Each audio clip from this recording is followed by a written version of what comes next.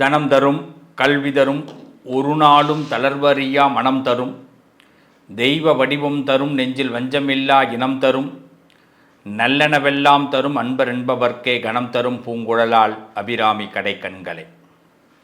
இன்றைக்கி நம்ம ரொம்ப முக்கியமான ஒரு சப்ஜெக்ட் பேச போகிறோம்.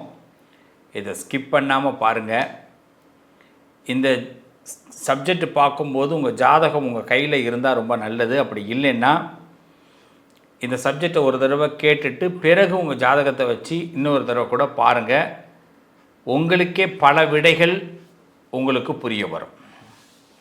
ஒரு கோர்ட்டில் ஒரு கேஸை என்ன பண்ணுவாங்கன்னா திடீர்னு முடிச்சு வைப்பாங்க. முடிச்சு வைக்கிறதுனா என்ன?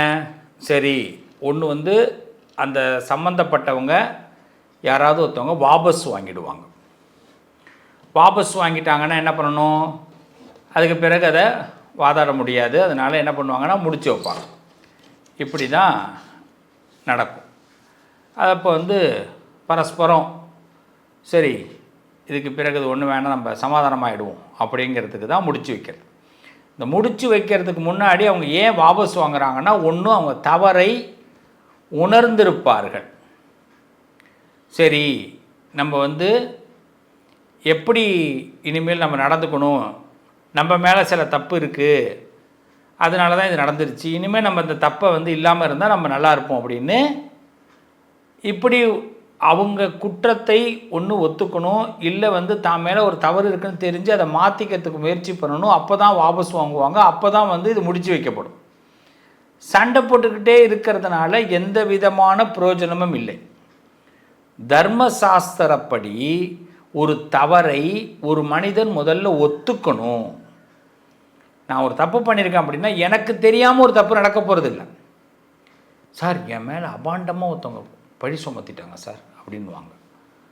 அபாண்டமாக என்னை தப்பு நமக்கே தெரியும் நம்ம தப்பு பண்ணியிருக்கோமா தப்பு பண்ணலையான்னு. நம்ம ஏதாவது ஒரு ஹிண்ட்டு நம்ம இருந்திருந்ததுன்னா அவன் 2 ஆக்குவான் 3 ஆக்குவான், அது அவனுடைய வேலை. ஆனால் அந்த ஒன்று இருக்கிறது நம்ம கையில் தான் இருக்குது. ஒரு ஃபுல் ஸ்டாப் வச்சது யார்? ஃபுல் ஸ்டாப் வைக்காமல் விட்டுருந்தோம்னா அவன் 2 ஆக்க முடியாது 3 ஆக்க முடியாது. அப்போ 3 ஆக்குறான் 2 ஆக்குறான்னா நமக்கு ஒரு ஃபுல் ஸ்டாப் வச்சுருக்கோன்னு அர்த்தம். ஸோ அப்போ நம்ம என்ன பண்ணக்கூடாது? ஒரு தப்பு வாழ்க்கையில் நடக்குதுன்னா நமக்கே அது முன்னாடி தெரிஞ்சிடும். அதனால தான் நம்ம லைஃப் என்ன ஆகுதுன்னா நிறைய இடங்களில் செட்டில் ஆக முடியல. நம்ம லைஃப்பில் நாம் நினைக்கிறது நடக்க மாட்டேங்குது. நம்ம ரொம்ப கைகூடி வரக்கூடிய திட்டங்கள்லாம் பலகீனமாகி நின்று போயிடுது. ஒரு நல்ல போஸ்டிங்கிலே உட்காந்துருக்கோம்னா அந்த போஸ்டிங்கில் ரொம்ப நாள் தொடர முடியல. சில பேருக்கு விதுக்குன்னு இருக்கும், எப்போ இந்த போஸ்ட் நம்மளை விட்டு போகும் அப்படின்னு. சில பேர் சம்பாதிக்கலான்னு யோசனை வரும், எல்லாம் ரெடி பண்ணுவாங்க, ஆனால் சம்பாதிக்க முடியாது.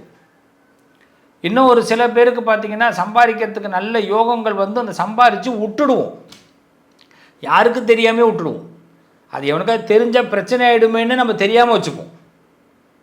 கடைசியில் போனதுக்கு பிறகு அவன்கிட்ட சொல்ல முடியாது.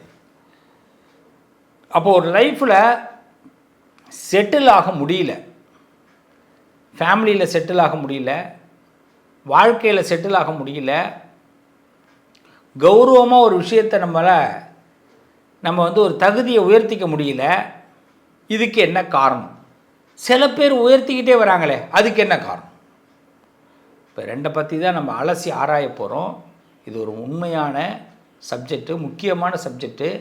உங்கள் ஜாதகத்தை வைத்து தான் இந்த சப்ஜெக்ட் பேச போகிறேன். இதில் ஒவ்வொரு ராசிக்கும் எப்படி இருக்குன்னு தனிப்பட்ட முறையில் விவரிக்க போகிறோம். அதுக்கு முன்னதாக இந்த பிளானட் பொசிஷனை பற்றி உங்களுக்கு சொல்லிடுறேன். அதற்கு பிறகு ஒவ்வொரு ராசிக்குள்ளே வரேன். இப்போது உங்களுக்கு லக்னம் நல்லா இருக்கணும். லக்னம் நல்லா இருந்தது, உங்கள் ஜாதகத்தில் நீங்கள் லைஃப்பில் செட்டில் ஆகணும் அப்படிங்கிறது யார் யார் செட்டில் ஆகுவாங்க? யார் செட்டில் ஆகுவாங்க? I am settled sir, I am unsettled sir. நமக்குள்ளே நமக்கு அந்த கேள்விக்கு பதில் நமக்கு மட்டும்தான் இருக்கும்.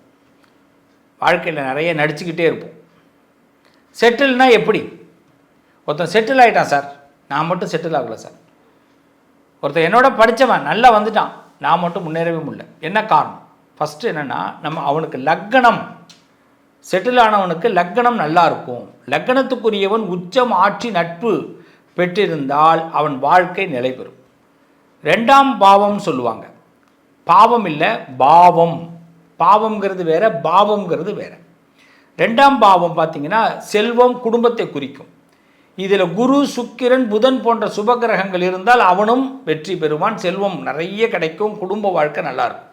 4ஆம் பாவம் ஒருத்தனுக்கு சொந்த வீடு, மன நிம்மதி கிடைக்கணும்னா, அவனுக்கு மன அமைதி கிடைக்கணும்னா 4ஆம் பாவத்துக்குரிய கிரகங்கள் இருக்கணும். 7ஆம் பாவம் தான் ரொம்ப முக்கியம். கூட்டாளிகள், கல்யாண வாழ்க்கை. சில பேர் கல்யாணமே நடக்காது, சில பேர் கல்யாணம் நடந்து கஷ்டப்படுவான், சில பேருக்கு கல்யாணம் கூட்டாளிகள் அமைய மாட்டாங்க. அப்படி இதெல்லாம் சரியாக அமைஞ்சால் தான் நமக்கு குடும்ப வாழ்க்கை நிலை பெறும். அப்போ 7ஆம் பாவம் ரொம்ப பார்த்துக்கணும். அடுத்த 10ஆம் பாவம் நம்ம பார்க்க வேண்டிய பாவம் லக்னம், 2ஆம் பாவம், 4ஆம் பாவம், 10ஆம் பாவம். 10ஆம் பாவம் தொழில் சம்பந்தப்பட்டது. இதில் சூரியன், சனி, புதன் இவங்கெல்லாம் வலிமை பெற்றிருந்தால் ரொம்ப நன்மை. அவங்க ரொம்ப பொசிஷன் வலிமையாக இருக்கணும். அடுத்த 11ஆம் பாவம் லாபத்தை நோக்கியது. இது இல்லாமல் ஒரு ஜாதகத்தில் குரு வலிமை பெறணும், சனி வலிமை பெறணும். இப்படி இருந்ததுன்னா அந்த ஜாதகம் செட்டில்டு, நிரந்தரமான நல்ல பலனை பார்க்க முடியும். இந்த அன்செட்டில்டு எப்படிங்க கண்டுபிடிக்கிறது? ரொம்ப சிம்பிள். லக்னாதிபதி, நல்ல கவனிங்க, லக்னத்துக்கு அதிபதி 6, 8, 12 அந்த பாவங்களில் பலவீனமாக இருந்தால் அவங்க அன்செட்டில்டு தான். அதுக்கு சில மாற்று முறைகளை கையாண்டால் தான் செட்டில் ஆக முடியும். இன்றைக்கி தெரிஞ்சுக்கிட்டிங்கன்னா உடனடியாக அது மாற்று முறைகளுக்கு என்னன்றதை ஜோதிட ரீதியாக உள்ளே போங்க, அப்போ தான் கண்டுபிடிக்கலாம். 10ஆம் பாவம் அதோட அதிபதி இந்த ராகு, கேது, சனி, செவ்வாயோடு தொடர்பு கொண்டாலோ பார்த்தாலோ சேர்ந்தாலோ அவங்களுக்கு பிஸ்னஸ் லாபம் கிடையாது. வேலையில் மாற்றம் நடந்துக்கிட்டே இருக்கும். ஒரு தொழில் ஒன்றா இருக்க முடியாது, தொழில் மாறிக்கிட்டே இருக்கும், வேலை மாற்றிக்கிட்டே இருக்கும். அதுமாதிரி 2ஆம் பாவம் பாதிக்கப்பட்டா, 2ஆம் பாவம் பாதிக்கப்பட்ட லக்னத்துக்கு 2ஆம் பாவம் பணம் தங்காது. 4ஆம் பாவம் பாதிக்கப்பட்டா இடம் மாறிக்கிட்டே இருக்கணும், ஒரு நிரந்தர பிளேஸ்மெண்ட் இருக்காது. 7ஆம் பாவம் பாதிக்கப்பட்டா இல்லற வாழ்க்கை நல்லா இருக்காது, கூட்டாளிகளோடு பிரச்சனை ஏற்படும், கூட்டாளிகளால் பிரச்சனை ஏற்படும். 8ஆம் பாவம் வலுப்பெற்று சுப பார்வை இல்லாமல் இருந்ததுன்னா எதிர் மாற்றங்கள் தான் நிறைய நடக்கும். முதல்ல நல்லது நடக்கிற மாதிரி நடந்து கவுத்து விட்டு போயிடும். அதாவது ஏற்றம் இறக்கம். இதை விட ரொம்ப முக்கியம் 12ஆம் பாவம் அதிகமாக செயல்பட்டதுன்னா அவங்களுக்கு அலைச்சல், செலவு, வெளிநாடு போயும் பிரயோஜனம் இல்லாமல் இருக்கும். ஸோ இதுதான் ஜோதிடத்தில் சிம்பிளாக நீங்கள் தெரிஞ்சிக்க வேண்டியது. இப்போது மேஷத்துக்கு எப்படி இருக்கும், ரிஷபத்துக்கு எப்படி இருக்கும், அது வரை மீனம் வரைக்கும் எப்படி இருக்குங்கிறத பற்றி உங்கள் ராசியில் நான் உங்களுக்கு நீங்கள் செட்டில் ஆகணும்னா உங்கள் கிரகங்கள் எப்படி இருக்கணும், அன்செட்டில் ஆகிறதுக்கு எப்படி இந்த கிரகங்கள் இருக்குங்கிறத பற்றி தெளிவுபடுத்த போகிறேன். வாங்க உள்ளே போவோம். வாழ்த்துக்கள்.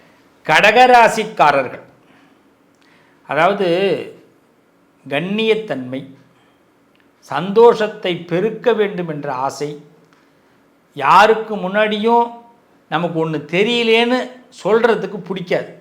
ஒரிஜினலாகவே சில விஷயம் தெரியாது, ஆனால் தெரிஞ்ச மாதிரி காட்டிக்கிறதுல ரொம்ப அற்புதமான நபர்கள் கடகராசிக்காரவங்க. அதே மாதிரி கடகராசிக்காரவங்கள்ட்ட இருக்கிற பெரிய பலம் என்னென்னா நோட் திஸ் பாயிண்ட் அப்படின்வாங்கல்ல, அதுமாதிரி நோட்டட் பண்ணுவாங்க, நிறைய பாயிண்ட் எடுத்துக்கிறது. அதே மாதிரி தனக்குன்னு ஒரு வலை, தனி வலையை உருவாக்கக்கூடியவர்கள், தனி விஸ்வரூப வெற்றியை கொடுக்கக்கூடியவர்கள், ரொம்ப அற்புதமான மனிதர்கள். ஒரு விஷயத்தை நல்லா தெரிஞ்சுங்க, கடகராசிக்காரவங்க யாரும் பலகீனமாக உங்களை பற்றி பேசுனாங்கன்னா அது ஒரு பெரிய விஷயமா எடுத்துக்காதீங்க. லூஸில் விட்டுட்டு போய்கிட்டே இருங்க, சக்ஸஸ்ஃபுல்லாக நீங்கள் வரலாம். அதெல்லாம் ஒரு பெரிய விஷயமா எடுத்துக்கவே கூடாது. அப்படி கடகராசிக்காரவங்க இருந்தால் ரொம்ப நல்லா இருப்பீங்க. நீங்கள் செட்டில் ஆக முடியலையே, அதுக்கு என்ன காரணம் அப்படின்னா உங்களுக்கு சந்திரன் பலகீனமாக இருக்கக்கூடாது. இப்போல்லாம் ராசி கட்டத்தை வச்சிங்க, உங்கள் ஜாதகத்தை வச்சிங்க, இதெல்லாம் உங்களுக்கு தெளிவுபடுத்துறது. இதுக்கு பிறகு யோசிக்கவே வேண்டாம். நீங்கள் ரொம்ப எனக்கு எல்லாத்துலேயும் டவுனாக இருக்குது சார், என்னால் செட்டில்மெண்ட்டே இல்லை சார் லைஃப்பில் அப்படின்னா நீங்கள் உங்களுக்கு சந்திரன் பலகீனமாக இருக்காருன்னு அர்த்தம். அவர் பலவீனமாக இருக்கிறனால அவரை நம்ம ஒவ்வொரு சந்திராட்டமும் ஜென்ம நட்சத்திரத்தன்னைக்கு ரொம்ப கவனமாக இருக்கணும். அதுவும் பார்த்திங்கன்னா திங்கக்கிழமை நம்மளோட ஜென்ம நட்சத்திரத்தன்னைக்கு முக்கிய முடிவுகளை யாரை பார்க்கணும், என்ன சந்திக்கணும், இதெல்லாம் ரெடி பண்ணி நடத்தணும். சந்திராட்டமாக மட்டும் இருக்கக்கூடாது. இது மாதிரி சனி பகவான் உங்களுக்கு மன அழுத்தத்தை கொடுத்துக்கிட்டே இருப்பார். அதனால் சனி உங்கள் ஜாதக கட்டத்தில் நல்லா இருக்காரான்னு பார்த்துங்க. இல்லைன்னா உங்களுக்கு மன அழுத்தத்தை கொடுத்துட்ருப்பார். அதனால் செட்டில்மெண்ட் ஆக முடியாது. குடும்ப வாழ்க்கையில் மன சிக்கல்களை கொடுப்பார். குடும்பத்தில் ஏதாவது ஒரு உறவு நம்மளை கை கொடுக்கும், மற்ற எல்லா உறவும் ஆப்போசிட்டாக நிற்கும். உங்களுக்கு குரு பாதிக்கக்கூடாது. குரு பாதிச்சிருந்தால் எல்லாமே அவுட்டு. கடகராசிக்காரவங்களுக்கு குரு பாதிக்கக்கூடாது. குரு பாதிச்சிருந்தாருன்னா உங்களுக்கு நல்ல நேரத்தில் நண்பர்கள் கை விட்டுடுவாங்க, பெரியவங்க ஆலோசனை சொல்ல மாட்டாங்க. அதனால் குரு எப்படி இருக்காருன்னு பார்த்துங்க. 4ஆம் பாவம் முக்கியமாக கடகராசிக்கு, உங்கள் ராசிக்கு 4ஆம் பாவம், லக்னத்திற்கு 4ஆம் பாவம் உங்களுக்கு தோஷம். அதனால் 4ஆம் பாவம் நல்லா இருக்கணும். 4ஆம் பாவம் சரியாக இருக்கணும். செக் பண்ணிவிடுங்க ஃபஸ்ட்டு. அதுதான். அதனால தான் நமக்கு நிலைத்தன்மையே கிடைக்க மாட்டேங்குது. வீடு கட்ட முடியாது, ஒரு மனப்போராட்டம். நல்லதே ஆண்டவன் ஒரு ஐஸ்கிரீமை கொடுத்தாலும் அந்த ஐஸ்கிரீம் சீக்கிரம் உருவிடுமோன்னு எண்ணம் வரும். இல்லைனா என்னப்பா இது இந்த ஐஸ்கிரீமை கொடுத்துட்டாங்களேன்னு தோணும். அதில் ஒரு திருப்தி வராது. அதுமாதிரி 10ஆம் பாவம் உங்களுக்கு சாதகமாக இருக்கணும். இல்லைன்னா பலம் இருக்காது, ஒரு என்ன சொல்லுவாங்க, எனர்ஜி இருக்காது. அதெல்லாம் பார்த்துப்போம் அப்படின்னு ஒரு அசால்ட்டு தன்மை இருக்காது. என்னையா பண்ணலாம் அப்படின்னு தோணும். ஆனால் ஒரு தைரியம் வரும். அந்த தைரியம் டக்குன்னு காணா போயிடும். அதுமாரி பிஸ்னஸில் வேலை பார்க்குற இடத்துல 10ஆம் பாவம் நல்லா இருக்கான்னு பார்த்துங்க. இந்த ராகுவோடைய தன்மை குடும்பத்தில் குழப்பத்தை உண்டாக்கிக்கிட்டே இருக்கும். நான் பெரியவனா நீ பெரியவனாங்கிற ஒரு எண்ணத்தை கொண்டு வரும். நீங்கள் குளிக்கணும்னு நினச்சா குளிக்கணும், நீங்கள் தூங்கணும்னு நினச்சா நீங்கள் தூங்கணும். இதில் யாராவது உங்கள் குடும்பத்தில் குழப்பத்தை உண்டாக்குனாங்க, இந்த நேரம் குளிக்கக்கூடாது வாங்க நம்ம கோயிலுக்கு போவோம்னாங்கன்னா கிழிஞ்சாங்க அவங்க. நீங்கள் நினைக்கிறது நடக்கணும். எப்படி ராகு சாதகமாக இல்லைன்னா குழப்பத்தை உண்டாக்குவார். எல்லாரையும் கண்ணாபுரன்னு கோவப்படுவீங்க, கண்ணாபுரன்னு எதிர்ப்பீங்க. சில பேருக்கு வார்த்தையெல்லாம் கடகராசிக்காரவங்களுக்கு வித்தியாசமாக வரும், வெளியில் பார்க்க தெரியாது. அது இந்த A to Z எல்லா வார்த்தையும் உள்ளுக்குள்ளே வந்துட்டு வெளியில் போகும். அதை நம்ம முன்னாடி கற்றுக்கல மாட்டோம். சில பேர் கை ஓங்குற பழக்கம்லாம் வந்துடும் கடகராசிக்காரவங்களுக்கு. டக்குன்னு கையை வாங்கிடுவாங்க. சூடு, கோபம். காரணம் ராகு சரியில்லைன்னு அர்த்தம். கேது அதுமாரி சரியில்லாமல் போயிட்டாருன்னா மனநிலையே பாதிக்கும். கடகராசிக்கு மட்டும் கேது நல்லா இல்லைன்னா மனநிலை பாதிக்கப்பட்டுடும். அதனால தான் நிறைய பேர் கடகராசிக்காரவங்க திடீர்னு குடும்பமே வேணாம், உறவே வேணாம் அப்படின்னு நினைப்பாங்க. கடகராசிக்காரவங்க நிறைய இடத்துல பார்த்திங்கன்னா கேது சரியில்லாததுனால ஞானம், அதாவது தனிமையை நோக்கி போயிடுவாங்க. எது மேலேயும் ஒரு அட்ராக்ஷன், ஈடுபாடு இல்லாத மாதிரி ஆகிடும். அதனால் கேது கரெக்டாக இருக்கணும். அடுத்தது செவ்வாய். கடகத்திற்கு செவ்வாய் நீசமாக போயிட்டாருன்னா கடும் கோபத்திற்கு உள்ளாவீர்கள். கடும் கோபம்தான், எதை எடுத்தாலும் கோபம். வெளியில் வேறு மாதிரி வாழ்க்கை, உள்ளுக்குள்ளே வேறு மாதிரி வாழ்க்கை இருக்கும். செவ்வாய் உங்களுக்கு சாதகமாக இருக்கும். எத்தனை கிரகம் பாருங்கள், கடகத்துக்கு மட்டும் இதுதான் பெரிய பிரச்சனை. அதேமாதிரி புதன் சாதகமாக இல்லைன்னா முடிவெடுக்க முடியாது. ரொம்ப சிம்பிளாக தெரிஞ்சுங்க. கடகம் நல்லா இருக்கணும் அப்படின்னா, அதுவும் முக்கியமாக பார்த்திங்கன்னா கடகம் நல்லா இருக்கிறதுக்கு திசைகள் ரொம்ப முக்கியம். உங்களுக்கு செவ்வாய் தசை ரொம்ப தாமதத்தை கொடுக்கும். செவ்வாய் தசை ரொம்ப தாமதத்தை கொடுக்கும். குரு தசை நல்லாயிருக்கும், சந்திர தசை நல்லாயிருக்கும். செவ்வாய் தசை மிகவும் தாமதத்தை கொடுக்கும், செவ்வாய் புத்தி தாமதத்தை கொடுக்கும். இந்த சில நேரத்தில் முடிவெடுக்க முடியாத சூழ்நிலைகள் எப்போ ஏற்படும் அப்படின்னா, செவ்வாய்க்கிழமையில் ஏதாவது ஒரு காரியத்தை ஆரம்பிச்சிங்கன்னா அங்கே டவுன் ஆகும், எதிர்ப்புகள் அதிகமாகும். சில பேர் வாய்க்கு வந்ததெல்லாம் பேசுவான். செவ்வாய்க்கிழமை பார்த்துருங்க, சிகப்பு கயிறு கட்டுங்க. முருகனை ரொம்ப பிடிச்சிங்க. முருகனுக்கும் உங்களுக்கும் தான் மிகப்பெரிய தொடர்பு இருக்கணும். பல சோதனை பண்ணுவான் முருகன். சோதிக்கிற நேரத்தில் முருகனை விட்டுடாதீங்க, பிடிச்சிங்க. அப்போ தான் நமக்கு செட்டில் ஆக முடியும். இந்த செட்டில் எப்படி செட்டில் ஆகிறது? எப்படி செட்டில் ஆகிறது? சந்திரன் பலம் இருந்தால் செட்டில் ஆகும். அப்போ என்ன பண்ணணும்? பௌர்ணமி ஒரு 2 மணி நேரம் பேசாமல் இருங்க, மௌனம் வருது. தினசரி ஒரு அரை மணி நேரம் பேசாமல் இருங்க. மௌனம் எந்த அளவுக்கு நீங்கள் உள்ளுக்குள்ளே வைக்கிறீங்களோ அந்த அளவுக்கு பிரகாசமாக இருப்பீங்க கடகராசிக்காரம். திங்கக்கிழமை பௌர்ணமியில் பேசுகிறத கம்மி பண்ணிவிடுங்க. சந்திரஹோரை எப்பெல்லாம் வருதோ சந்திரஹோரையில் கவனமாக ஹேண்டில் பண்ணுங்க. உங்களுக்கு குரு பார்வை கிடச்சிருச்சுன்னா செட்டில் தான். எப்பெல்லாம் குரு 2, 5, 7, 9க்கு வராரோ, நீங்கள் 11க்கு வராரோ அடித்து காலி பண்ணலாம். அதில் 2, 5, 7 ஃபஸ்ட் கிளாஸ். 4ஆம் பாவம் 10ஆம் பாவம் 4ஆம் பாவம் வலிமை பெற்று இருந்தாங்கன்னா உங்கள் தொழிலில் நீங்கள் பெரிய மனுஷனாகலாம், எதிர்பாராத வெற்றி கிடைக்கும், இடமாற்றங்கள் ஏற்படும், மன நிம்மதி கிடைக்கும். 10ஆம் பாவம் 4ஆம் பாவம் வலிமை பெற்றிருந்தால், பலம் பெற்றிருந்தால். சனி பகவான் சாதகமாக இருந்தால் டிசிப்ளினை கொடுப்பார். சனி பகவான் சாதகமாக இருந்தால் என்ன பண்ணுவார்? டிசிப்ளினை கொடுப்பார். சனி சாதகம் இல்லைன்னா டிசிப்ளினை கொடுக்க மாட்டார். சனி அதனால தான் சில நேரங்களில் சனி தசை டவுனை ஏற்றிட்டு போயிடும். அஷ்டம சனி, 7.5 சனி, சனி தசை இதெல்லாம் வந்து டிசிப்ளினை குறைச்சிடும், அவமானத்தை ஏற்படுத்திடும், கெட்ட பேரை உண்டாக்கிடும், கோர்ட்டு கேஸை கொண்டு போயிடும். சனி இப்படி விலகுவார், எல்லாமே மாறும், தலைகீழே மாறும். ஒழுக்கத்தை கொடுக்குறவர், டிசிப்ளின். அதுமாரி செவ்வாய் வந்து உங்களை வந்து சில கரப்ஷன் எல்லாம் மாட்டி விட்டுருவார். நம்ம யாரும் எத்துக்கு முன்னாடி எத்தனை பேர் தப்பு பண்ணியிருப்பான். செவ்வாய் தசை, செவ்வாய் புத்திலாம் வரும்பொழுது கவனமாக இருங்க. செவ்வாய் ஹோரையில் கவனமாக இருங்க, செவ்வாய்க்கிழமையில் கவனமாக இருங்க. இதெல்லாம் நம்ம செட்டில் ஆக முடியாமல் தடுக்கிறது. அப்போ என்ன பண்ணோன்னா நமக்கு நிறைய ப்ரொசீஜரை உண்டாக்குவாங்க. நாம் ஒன்று பண்ணால் 4 பேர் ப்ரொசீஜர்லாம் உண்டு பண்ணுவோம், புதுசாக சட்டத்தை ஏற்றுவோம். முருகன் தான், முருகனை பிடிச்சிங்க, சிகப்பு கயிறு கட்டுங்க, நல்லா இருப்பீங்க. குடும்ப ஆதரவு நல்லா அமையும், நல்ல குடும்ப ஆதரவு அமையும் முருகனை பிடிக்க. குரு தசை சப்போர்ட் பண்ணும், சந்திர தசை சப்போர்ட் பண்ணும். இதெல்லாம் உங்களுக்கு மிகப்பெரிய உயர்வை கொடுக்கும். லாப பாவங்கள், அதாவது பாவங்கள்லேயே பார்த்தீங்கன்னா 11ஆம் இடத்துல எந்த கிரகம் உள்ளே வந்தாலும் பலம் பெற்றுவீங்க. மன அமைதி கிடைக்கும். ஃபஸ்ட்டு ஒன்றே ஒன்று தான், ரொம்ப அமைதி, அதுக்குள்ளே கொண்டு வாங்க. கடகம் இந்த பட்டுன்னு வார்த்தை பேச தோணும், அதுமாரி வேண்டாம், ரொம்ப ஸ்லோவாகும். நீங்கள் செய்ய வேண்டிய பரிகாரம், நீங்கள் செட்டில் ஆகிறதுக்கு என்ன பரிகாரம்னா, திங்கக்கிழமை சிவபெருமானை வழிபாடு பண்ணுங்கள். சிவனோடு ஒரு கனெக்ட் ஆகுங்க. செவ்வாய்க்கிழமையில் முருகனோடு கனெக்ட் ஆகுங்க. வியாழக்கிழமையில் சிவனோடு கனெக்ட் ஆகுங்க. திங்கள் வியாழன் சிவனோடு கனெக்ட், செவ்வாய்க்கிழமை முருகனோடு கனெக்ட் ஆகுங்க. அப்போ தான் நீங்கள் செட்டில் ஆக முடியும். அதுமாதிரி சிவனுக்கு திங்கக்கிழமையில் பாலாபிஷேகத்தை கொடுங்க, முருகனுக்கு செவ்வாய்க்கிழமையில் பாலாபிஷேகத்தை கொடுங்க. 1 லிட்டர் பால் வாங்கி கொடுங்க, 1/2 லிட்டர் பால் வாங்கி கொடுங்க. அபிஷேகத்தை பாருங்கள், முடிஞ்சால் பாருங்கள், இல்லைன்னா கொடுத்துட்டு வந்துடும்.